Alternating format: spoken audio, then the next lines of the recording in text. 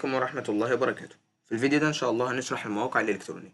إيه هي المواقع الإلكترونية؟ أنواع المواقع الإلكترونية، وإيه اللي إحنا محتاجينه عشان نعمل موقع إلكتروني. أول حاجة، إيه هي الموقع الإلكتروني؟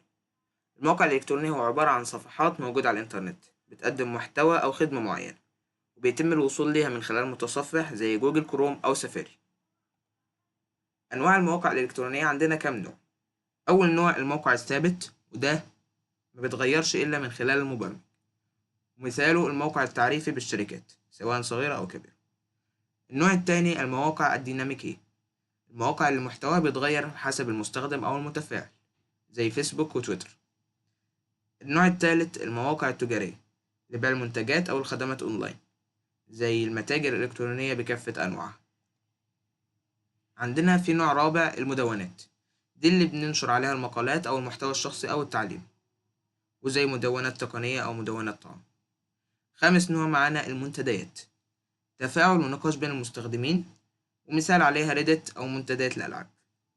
النوع السادس المواقع التعليمية، تقدم دورات أو محتوى تعليمي مثال كورسيرا أو إدراك.